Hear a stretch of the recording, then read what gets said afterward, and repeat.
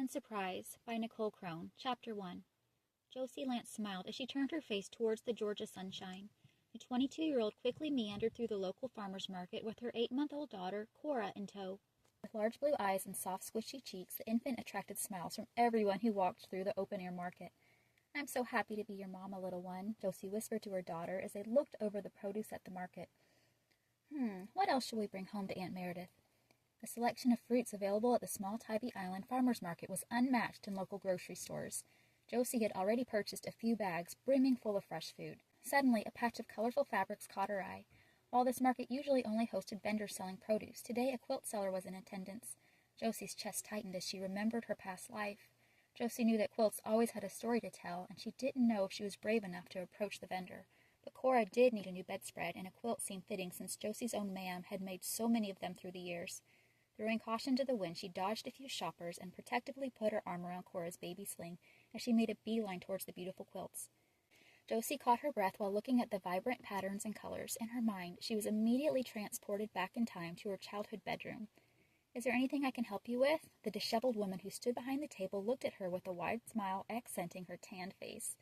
Josie hesitated slightly while trying to snap back to reality. "Yes, I'd love to find a quilt that matches my daughter's room. It's light pink, seafoam blue, and gray. I think I have one you might be interested in." The woman's eyes sparkled. "Hudson, could you please unload the last box from our car?" Josie quickly shifted her eyes to the ground as a man who looked to be in his middle 20s appeared from behind a quilt swaying in the wind. "Sure thing, Mom." He quickly turned towards the parking lot. Josie felt her throat grow dry as Cora's eyes began to droop. The infant had missed her morning nap and sleep was calling her name. She wished she could close her eyes as well, since she felt terribly uncomfortable in the presence of this young man. Josie told the butterfly fluttering in her stomach to return where it came from. "Are you vacationing on Tybee?" the older woman asked. "No, I'm not." "Well then, are you a local?" Josie glanced at her sleeping daughter before speaking, unsure of how to answer. She'd only lived in this peaceful town for 1 year, and the circumstances surrounding her arrival were troubling. An intense pain shot through her chest. Josie felt completely exposed and wished she could disappear into the growing crowd. "My aunt owns a small group of cottages on the island. For the time being, my daughter and I are staying with her." Her voice was small and soft. The quilt seller smiled broadly. "That's wonderful. It's so nice to meet you. Please let me formally introduce myself. I'm Lauren Reed, and my son Hudson has been kind enough to help me today. My husband usually assists me while I set up for these events, but he was called to help a family in need this morning. He's the director of the Seaside Community Center, which is on the south side of Tybee Island." Josie's eyes scanned the quilts as she processed this bit of information. She returned Lauren's smile before replying. "It's, nice to meet you too. My aunt picked up some baby supplies for me there once." Josie felt uncomfortable as she shifted from side to side. She motioned towards her daughter. "This is Cora." Lauren took in the slumbering child. She was snuggled against her mother in the baby sling, with her short blonde hair beginning to form tiny ringlets around her neck. Her cheeks were slightly red from the warmth of the late summer day. "Your daughter is darling," she said. "I love being around babies. She's a sweetie for sure." Josie nodded in agreement, reassured by Lauren's words. 1 short year ago, she wasn't so sure if she could be a good mother. So much had changed since then. Before the women could continue their conversation, Lauren's son reappeared holding a large box. She quickly cleared a spot on the table, and he set the container down. Josie looked curiously at Hudson. She felt her stomach burn. Josie blew out an annoyed breath, knowing she shouldn't feel this way. She was a mother now, and Cora must be her main focus. She made the mistake of becoming intimate with her old Amish beau, and now another man would never be interested in her. At least, that's what her dad had told her. He grinned widely at his mother before turning to Josie. "I believe she's hiding rocks in this box instead of quilts," Hudson winked. "You know, I almost threw my back out." Lauren elbowed her son. "You can handle that box and more. Be thankful you have a break from mowing grass in the hot sun today." Josie readjusted the bags of produce in her hand as the two continued to tease each other. The blush of her cheeks matched the sun's bright glow. Not exactly knowing why, Josie decided to ease into the conversation. "It is an especially warm day. I'll be thankful when the heat of summer breaks." "I totally agree." Hudson hesitated slightly. Taking a step back, he continued to speak with a cautious look in his eyes. "I own a landscaping business, and the cool fall air will be a welcome change. That being said, I'm very grateful for what I do." He chuckled under his breath. "I'm not afraid of hard work, no matter what my mom might say." "I was only teasing, Hudson. You know that." Lauren elbowed her son before hugging his side. Josie honestly didn't know what to think about this man. With dark hair and a tall build, Hudson was very handsome. While he was kind, he also looked uncomfortable. She figured he had much better things to do than speak to her. Leaving as quickly as possible would probably be a good idea. Lauren smiled at the pair. Son, let me properly introduce you to our young customers. This is Josie and her daughter Cora. They live with their aunt on Tybee. Lauren looked inquisitively at her. What vacation property does your aunt own, dear? Island Natural Cottages. She owns a group of 10 cottages and a small campground. They are located near a marsh on the north side of the pier. I know exactly where that is. Actually, I have a contract on file with your aunt for when she has a landscaping need. It's very nice to meet you, Josie. Hudson shuffled his feet and hesitated slightly before flashing a warm smile that put her at ease. It's very nice to meet you, too. Honestly, I haven't met many people on the island yet.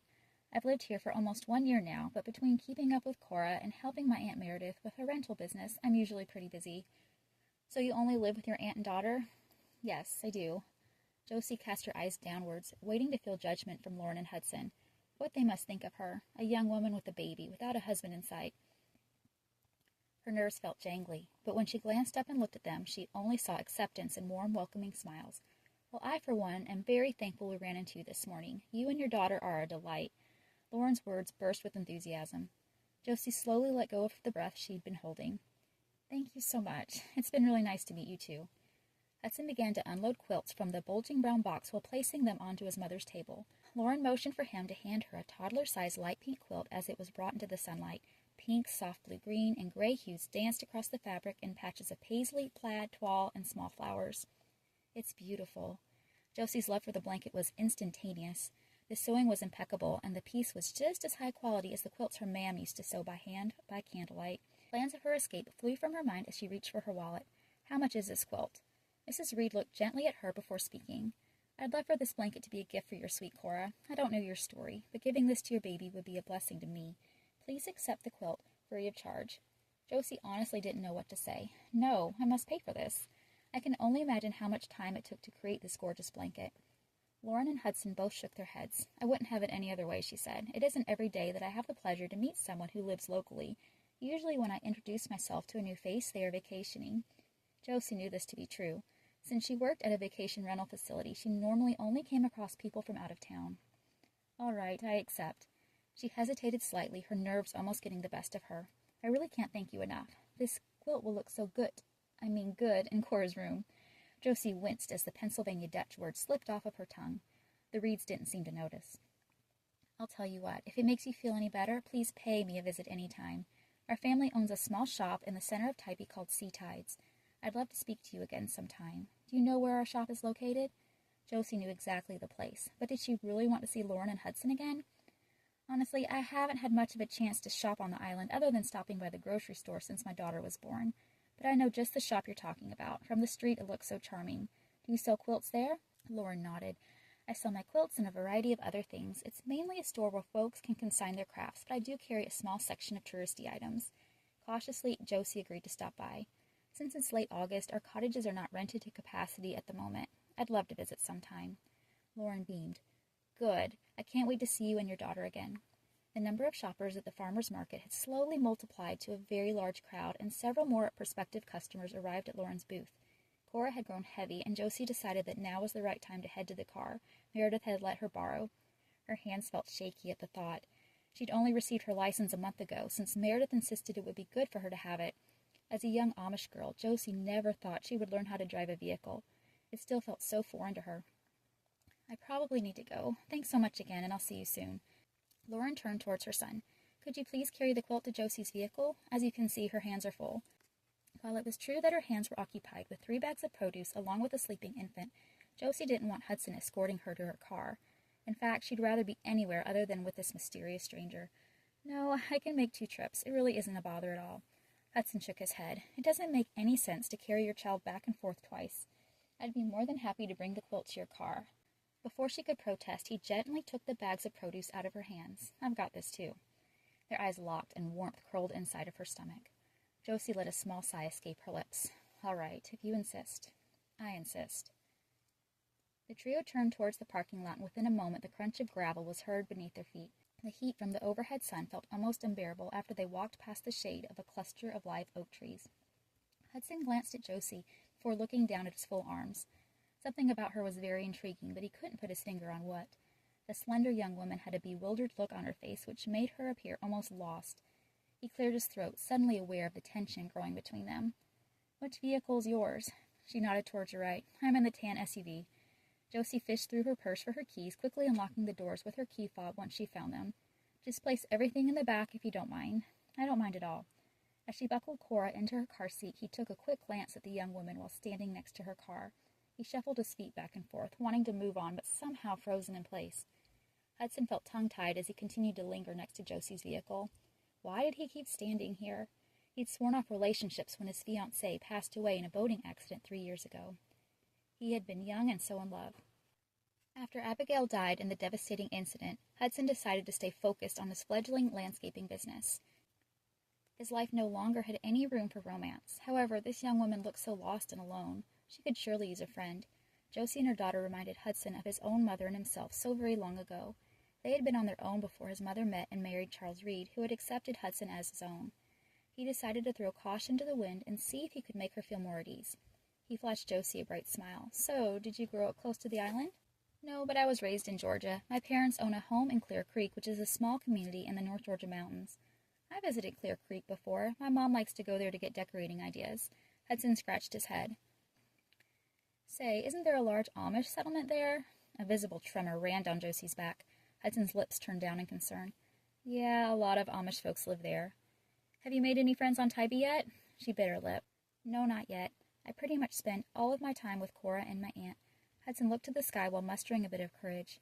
Well, I'll tell you what. I'd love to get to know you and Cora better. I also know quite a few folks who are around our age. Well, I think I do anyway. How old are you? I'm 22. Josie's voice was soft. He grinned. That's what I thought. I'm 25. Actually, I'd really like to meet more people, as long as they accept Cora and like calm activities. She's usually my sidekick. Where I go, she goes. Josie let a small giggle escape from her lips before turning a shade of red. Of course, I'd only introduce you to people who aren't into the party scene. Believe me, I definitely am not. Would you mind if I stop by your aunt's rental business soon? Since I have a landscaping contract with her, I really need to see if she has any work that needs to be done before summer's end anyhow. Well, I guess that would be all right. Hudson's eyes brightened as his heart hammered in his chest.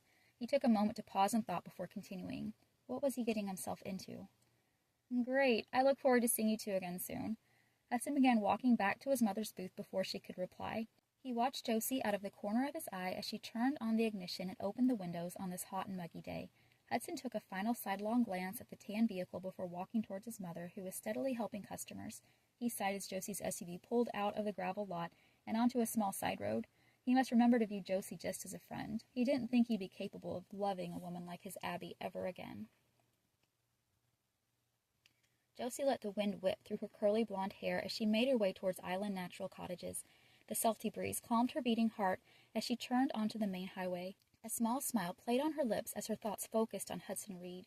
She shook her head in amazement. Who was this man? Josie decided then and there that a romantic relationship was out of the question. This was the right thing to do. She had Cora to tend to, and he surely deserved someone without an Amish-tainted past. Josie replayed the conversation with the Reeds in her mind as she paid close attention to the road. Lauren and Hudson really seemed like nice people. Maybe she should be thankful that they crossed paths. Besides the gift of Cora's quilt, their kindness made her heart feel not so alone. Josie knew she needed to be careful when making new friends, though. She hadn't been the greatest judge of character in the past. She chewed on the side of her lip while zipping down the highway. Her thoughts returned to the events of the previous 2 years. A relationship with her Amish boyfriend Abel, which she thought would last forever.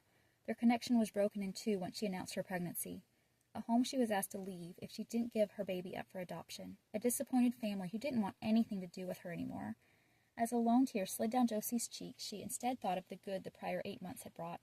A new start on a beautiful island, a close relationship with her aunt which had given her the courage to leave the Amish faith once and for all, a beautiful baby girl. She looked at Cora in the rearview mirror, overwhelmed with gratitude for her child. Surely there had to be a reason for all of her pain. Cora was a gift that filled a big part of Josie's aching heart. Maybe she should remember that life usually worked out in mysterious ways. She never could have dreamed that deciding to keep Cora would give her the courage to leave her Amish community instead of being trapped there for the rest of her life. Josie slowly turned the wheel as she pulled onto the drive leading to the cottage she shared with her aunt and daughter. Ancient oaks and tendrils of Spanish moss gently swayed in the sea breeze on either side of her vehicle. She waved at her Aunt Meredith, who was working in a flower bed beneath the welcoming front porch. As she turned off the ignition, Meredith stood and stretched her arms over her head before brushing a trail of dust haphazardly from her old t-shirt. Give me just a minute and I'll be there to help. I need to clean my hands of this dirt first. Thanks for the offer, Josie said. I'd like to move Cora to her crib as quickly as possible since she's sound asleep in your car. She scooped up the slumbering infant. At 8 months old, Cora was already tipping the scales at almost 20 pounds. Josie thought her chubbiness was adorable, and she kissed her daughter on the cheek before carrying her into the cottage.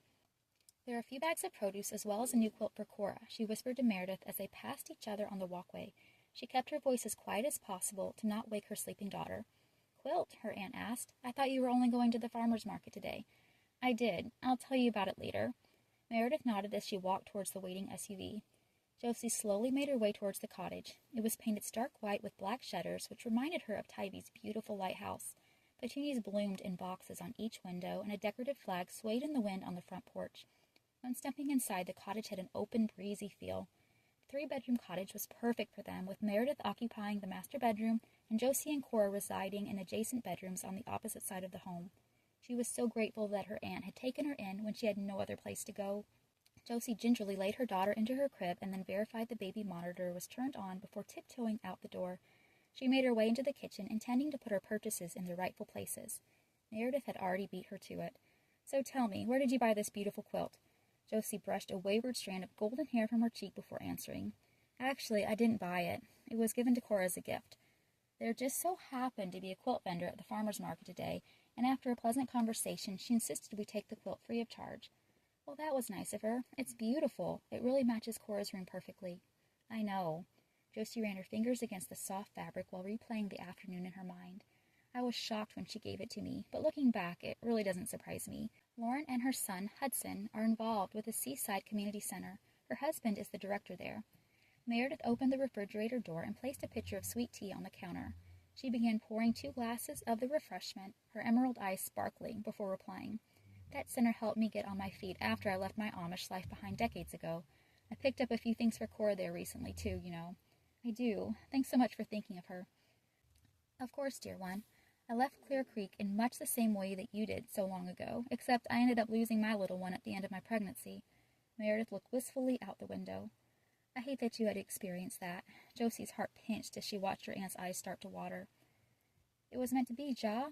It doesn't make it any less painful, though. Memories can be hard to think about sometimes. Josie knew exactly what she meant. She often tried her hardest to squash the remnants of Amish memories that entered her mind at the most inopportune times. Enough of being sad. We're on an island, for crying out loud. Meredith squeezed Josie's arm. Why don't you visit the center yourself sometime? You can take my vehicle whenever you like, you know.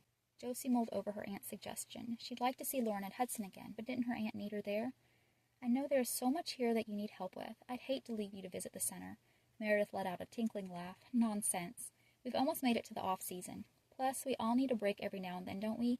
Besides, this might be your chance to become better acquainted with young people on the island. I'm sure you'd like a friend or two, right? I'll think about it. Josie agreed to her aunt's request after a quick pause. It would be nice to make a few friends. She briefly remembered the friends from her past life. Once she revealed her pregnancy and decided to move to Tybee Island, they had lost contact. The few letters she'd sent to her Amish friends had been returned to her unopened. The complete and total rejection she experienced a year ago still bothered her deeply. Good. Meredith let out a yawn. I was only outside for a little while, but the heat really drained all of my energy. I believe I'll give Hudson Reed a call early next week to see if his landscaping company can finish up the flower beds around the rest of the cottages. Josie froze before letting out a nervous giggle. I forgot to mention Hudson Reed is the one and only Hudson who was at the farmer's market today. You don't say, her aunt shook her head in surprise. Hudson Reed is such a kind-hearted man. I didn't realize he was affiliated with the Seaside Community Center, but it doesn't surprise me. You should invite him over for dinner sometime to thank him for his kindness today. Josie felt her cheeks grow warm. I'm not so sure about that. He was a very nice man, but I'd hate for him to get the wrong idea if I invited him over for dinner. It's called Southern hospitality. Meredith shot her niece a teasing look. I doubt he would get the wrong idea, with the cottages having a contract with his landscaping business and all. But if a romance did blossom, would it be a problem? He's a good man with a kind heart. If I wasn't so old, I might consider dating him. Oh, Aunt Meredith, I hardly consider 47 old, Josie said with a laugh as her cheeks brightened just a little more. Maybe so, dear girl. I suggest we keep our eyes on doing what is right and let our love lives occur naturally, yes? Agreed, she said. Thankful that the awkward conversation appeared to be over, Josie toyed with a small handkerchief stuffed in her pocket. It had been a gift from her father a long time ago. Josie closed her eyes, wishing for the scars that still felt like fresh wounds whenever her parents came to mind to somehow go away. She shook her head, jolting herself back to reality. Why don't you take a short nap, and then we can walk on the beach later? Cora loves watching the seagulls play at twilight. I doubt that I'll actually fall asleep, but I might lay down for a spell. Meredith placed her empty tea glass into the sink basin. Sweet tea sure does hit the spot. That sounds like a plan to me, since we don't have any new renters due to check in tonight. Wonderful. I'll see you in a few hours. Josie scooped up the quilt which had been discarded on the kitchen counter and headed to Cora's nursery. She quietly placed the blanket on the dresser before retiring to her room. She was so grateful to call this place home. Tybee Island was hands down her favorite place on earth. The tranquility under the old oaks with the sound of crashing waves wafting through the window was simply unmatched. Josie listened to a few children riding their bicycles on the lane outside of her window before allowing her eyelids to flutter shut. 2 hours later, she was awakened by the sound of Cora babbling in her crib. "I'm coming, sweet girl," Josie said as she hoisted herself off of her bed. She walked into the nursery and smiled widely at her daughter. "Good afternoon, Cora. Did you have a good nap?" she asked. Cora looked up at her mother with big eyes before cracking a smile. "It looks like you did. Let's see if we can find some dinner." Josie and Cora entered the kitchen where Meredith was heating up leftovers from last night's supper. She buckled her daughter into her high chair before fastening a bib around her neck. Perfect timing. Dinner's almost ready. Her aunt opened the oven door and lifted out the half-eaten casserole. "Sounds good. I'll be at the table in just a minute. I need to fix Cora's supper first." Josie reheated a bowl of baby food before sitting down at the small wooden kitchen table. Her daughter's eyes shined as she opened her mouth wide. Josie admired her smooth skin and soft curls as she spooned each bite of food into her waiting mouth. Once dinner was eaten and the dishes were washed, the two women were ready to head to the beach. After Cora was buckled in her stroller, they started walking down their lane and towards the waves of the Atlantic Ocean. Josie was thankful the sand on Tybee was hard-packed and not too soft. It was perfect for Cora's stroller, and for bicycles, too. One of their favorite activities was to ride a bicycle with an attached baby carrier along the shoreline. She smiled at her aunt as they neared the sand. The beach was a 2-minute walk, at most, from their doorstep. Her daughter began to giggle as she saw seagulls dancing in the wind. While Josie viewed the birds as pests who begged for even a small morsel of food, Cora adored them. "I love this island." Josie turned to look her aunt directly in the eye. "I can never thank you enough for inviting us to live here." After Meredith had caught wind of Josie's pregnancy, she'd sent her a letter to let her know that her door was always open.